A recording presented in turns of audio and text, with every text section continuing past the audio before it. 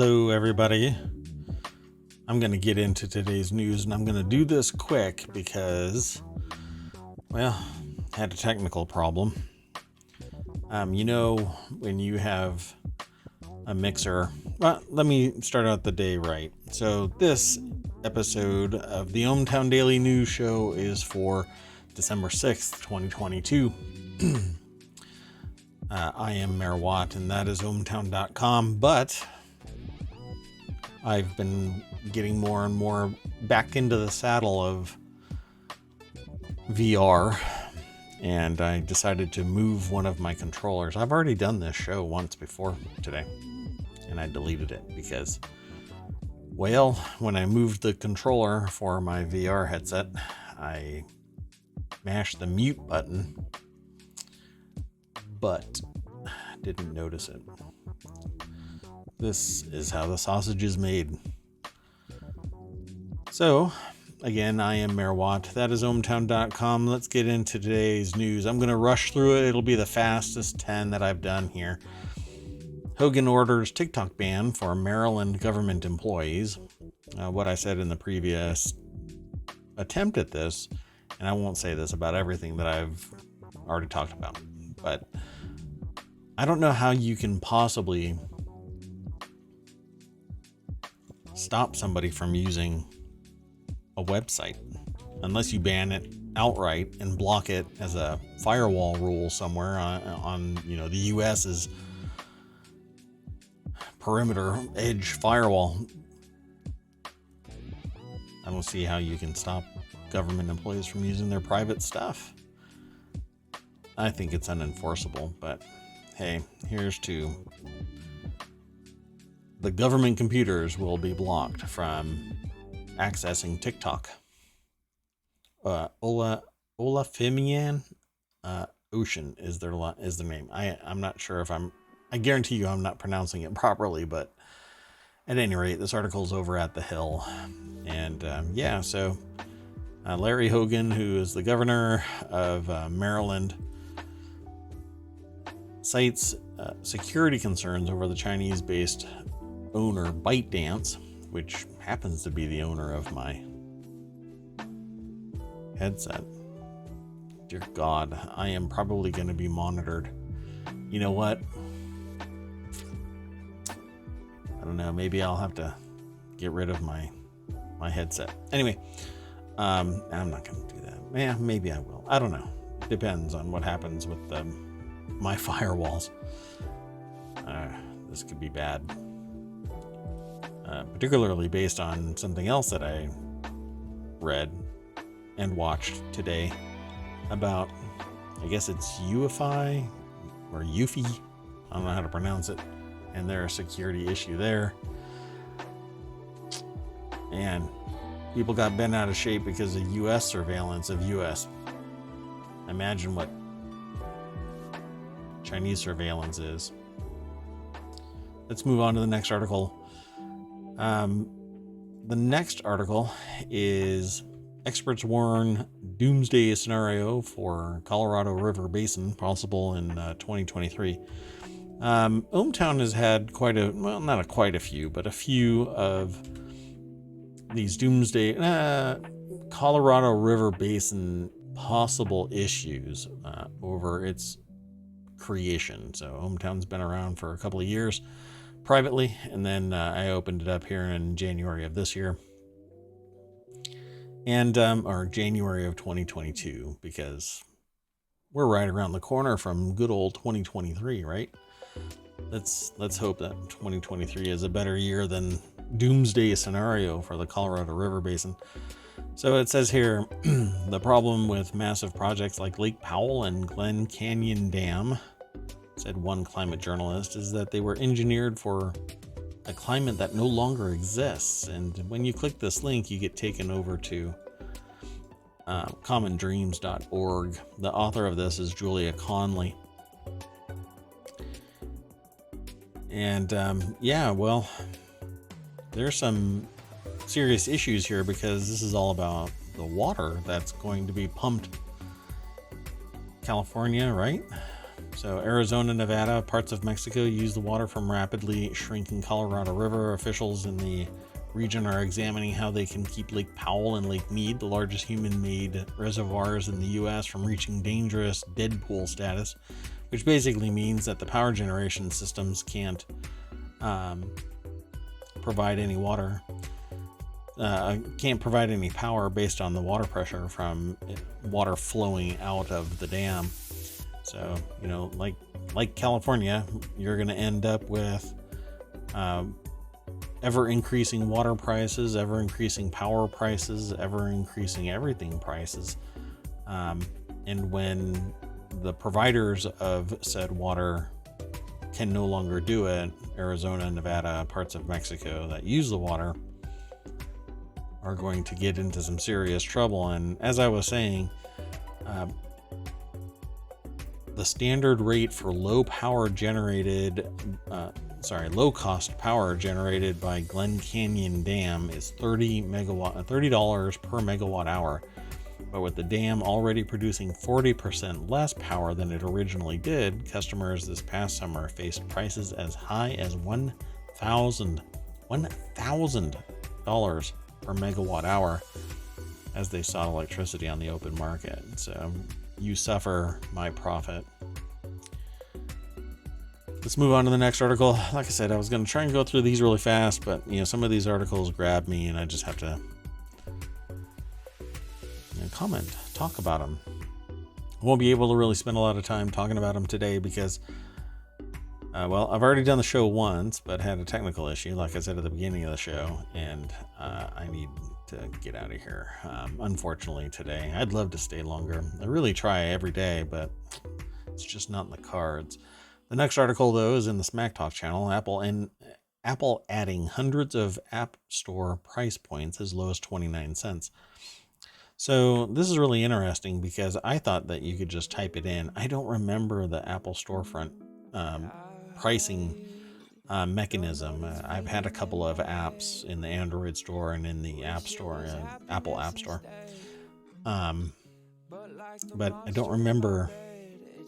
I took them offline a while back, but I figured that it would just be a point where you can just plug it in and it be what you want it to be. Well, now there are going to be prices in a range from 29 cents to, with permission, $10,000. And I said that this is a great time now to reintroduce, or I should say introduce, the I Am Filthy Rich app. It will cost $10,000. And yeah, you can get the demo. And all it is an app that says I'm filthy rich at the top, but it's really small, so you have to make it known to the people. But when you pay $10,000 or anywhere in the spectrum of all of these price points, it'll get larger and larger, going so far as to fill every element and like every portion of the screen with I Am Filthy Rich. And then you can show it to people. Look, this is how much I paid. It'll change color depending on the price that you pay, etc. It doesn't exist anymore, but it used to exist, an app that was similar to that. So Amber Neely is the author of this for AppleInsider.com. And yeah, prices will range anywhere from 29 cents to $10,000. And now you can round up to like the whole number. So instead of paying 99 cents, it'll just say $1. Probably won't say $1 though. The next article is over in the Smack Talk channel, and it's about OtterBox.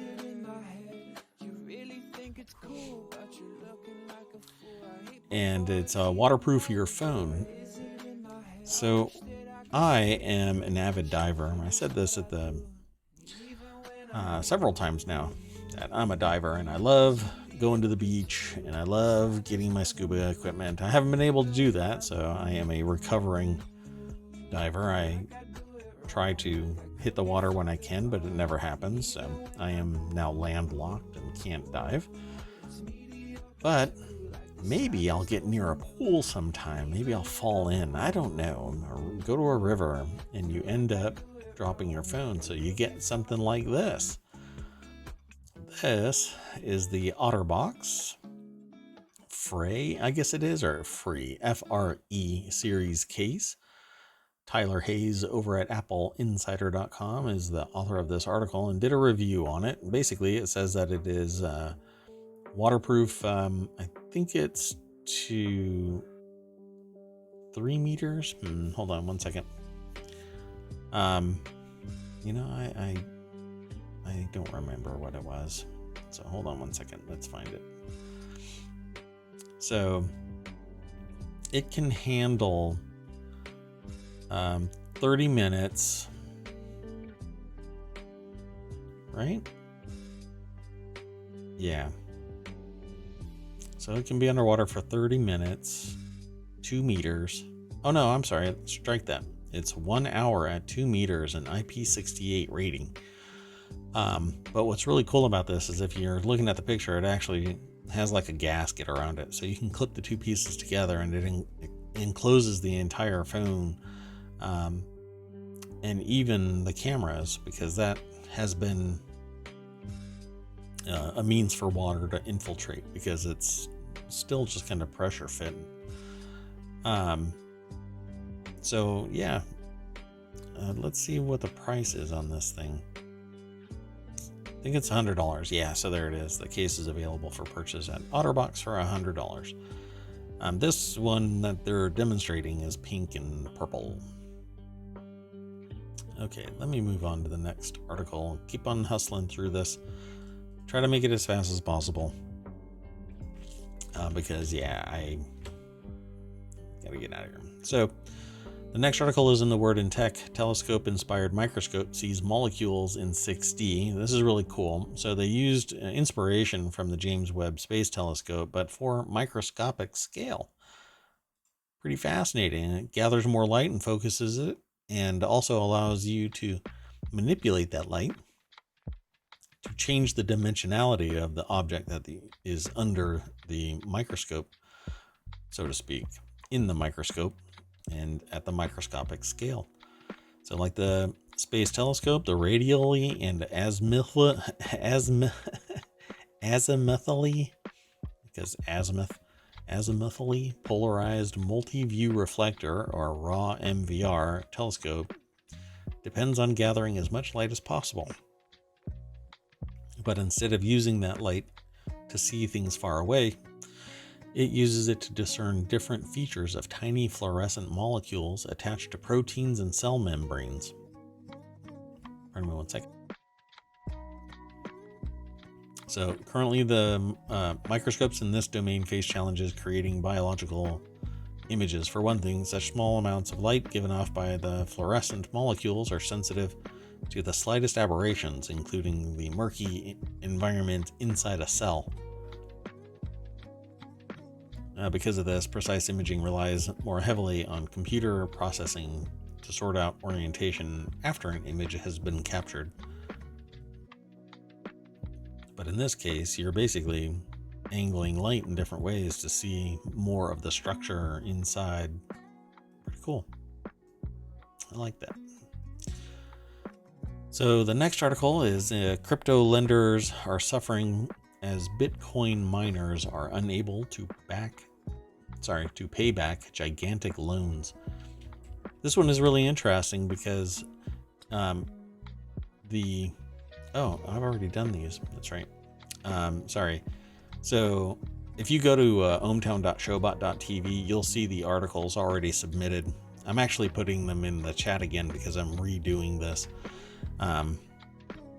Well, anyway, it says here in this little snippet, because the full article is over at PC Gamer, things don't appear to be getting any better for cryptocurrency scene following the collapse of FTX. I think regulation is coming for it. I think that it's going to drop below 15,000, probably within the first quarter of 2023.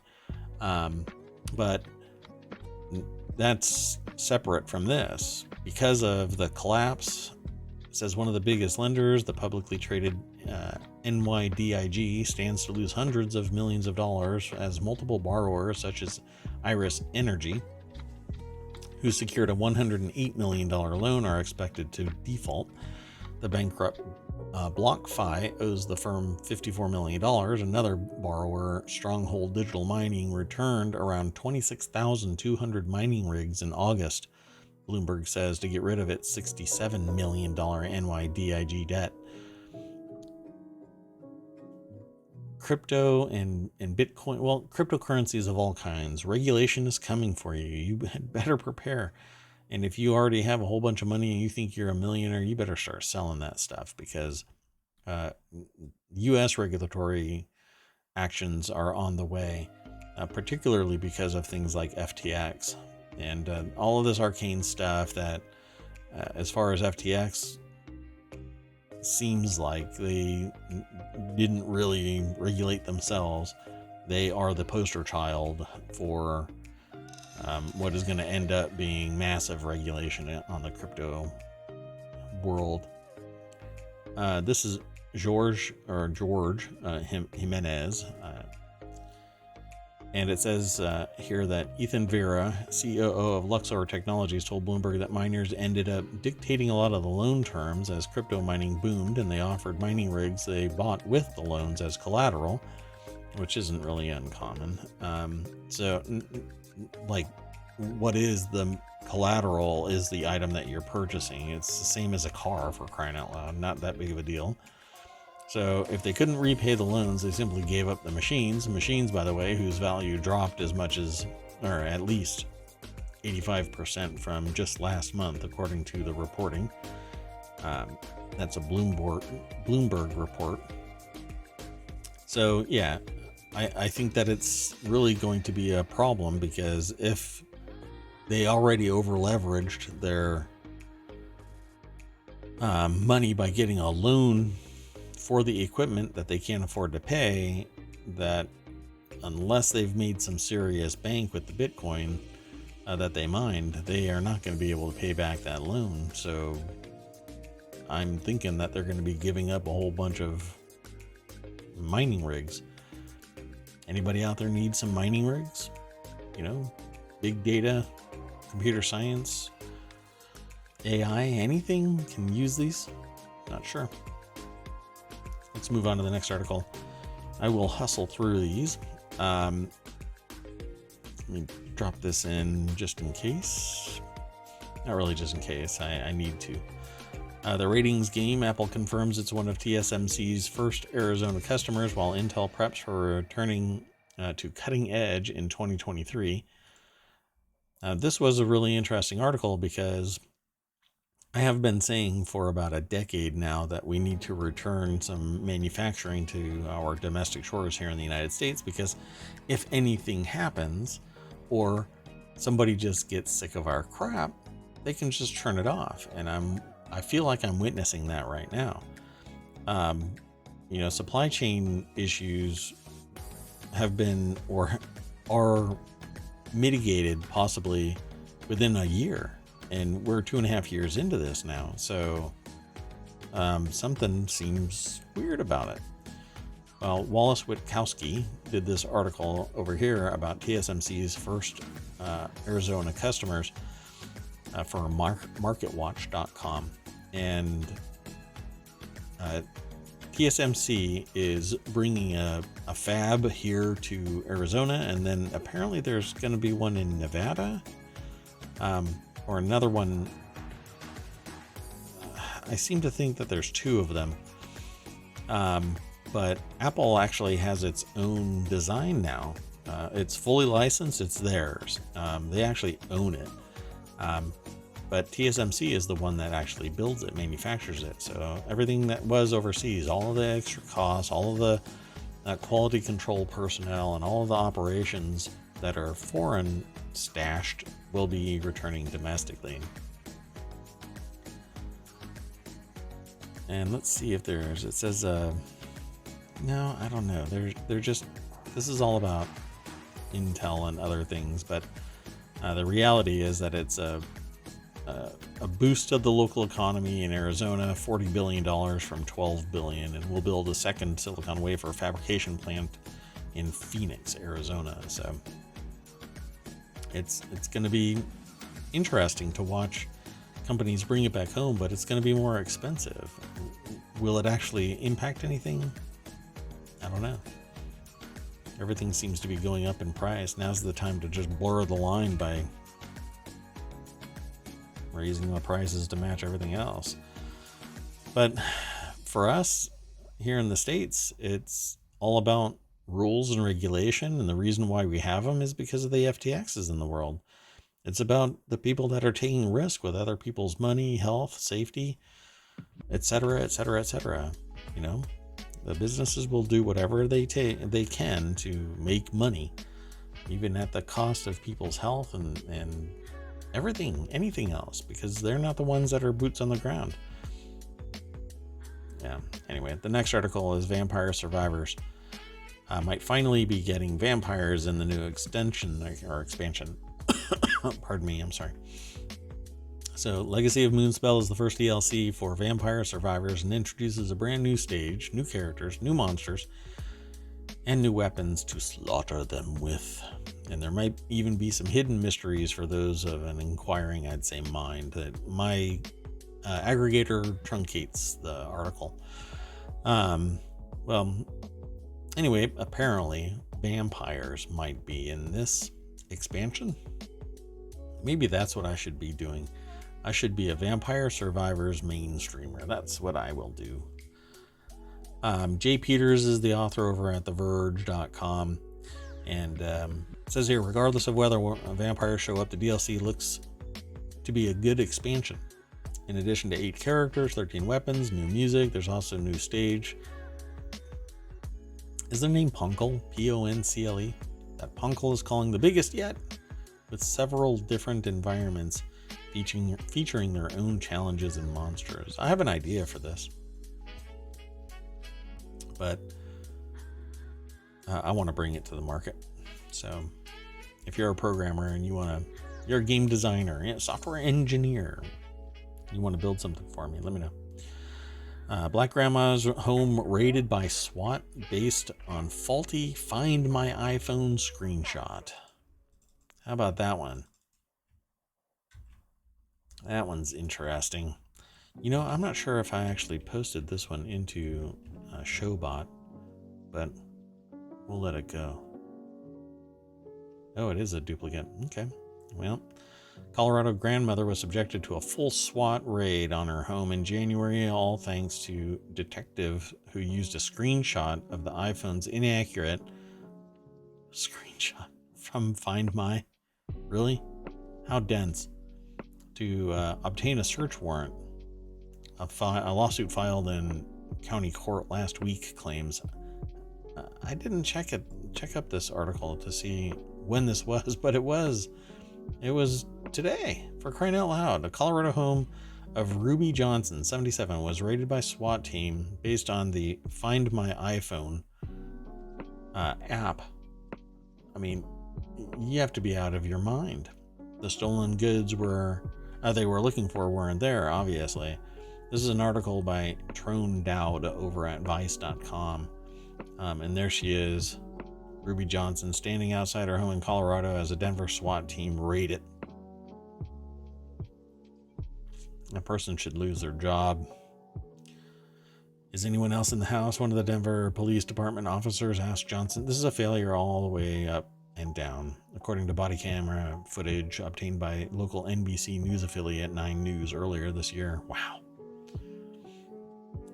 Well, anyway, the officers were there to execute a warrant obtained by Detective Gary Staub, who had been investigating a truck that was stolen on January 3rd that contained $4,000 in cash, a tactical rifle, 4 handguns, a revolver, 2 drones, and most importantly to the detectives, an iPhone 11. Wow. What was that vehicle? Anyway, Staub was told that the iPhone's location had been pinged at Johnson's home twice using Apple's Find My app before disappearing, though the owner was unable to find the phone or the stolen truck himself when they drove by. He told the detective that he suspected it could be parked in the garage of Johnson's home. Yeah, that makes sense. That was what was used? Yeah. You should lose your job for that. And finally, the Disney Plus price hike starts on December 8th, so act quick to avoid it. This is coming out of Apple Insider. Let me do this real quick, make sure that it's in the system. And it says the widely publicized price hike on Disney Plus is coming on December 8th, but that doesn't mean you have to accept that increase if you act quickly. So right now it's $7.99 a month, but it's going to be bumping up to $10.99. So it's going to cost you $11 a month instead of $8. So quite the hike. So wherever you're sitting, if you're feeling like things are a little uncomfortable right now, it's because Apple just stuck its boot somewhere. So Apple Insider staff is the one that put it together, and Disney's got to make that money. So currently Disney Plus members pay $8 a month, and now it'll be $11. It says if you're not too keen on the upcharge here on this article over at Apple Insider, you got 3 routes to take. Switch to ad supported, buy a Disney Plus annual plan quickly because it's $80, or get a Disney bundle where you get Disney Plus, Hulu, ESPN Plus. And as I said elsewhere, Hulu, well, ESPN is a no-show for me. I don't really need it because Twitch is my ESPN. And ad-free Hulu, I hate their interface, so I don't really need it. But I have already been notified that the price is going to go up. So my next time that I pay, I will have to pay the increased price. Kind of bummer, but I don't know. At any rate, I'm done for today. This is going to be a really short show. I have been Mayor Watt for 340 episodes, and that is ohmTown.com. Go over there, please. Sign up, become a citizen, hang out with me, follow me here on Twitch.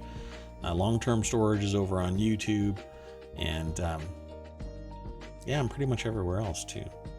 Sort of. I don't really use Twitter. There is a Discord, but it's not being used all that much. But go over and check out ohmTown.com for sure. Okay, that's it. I'll see you later. Bye-bye.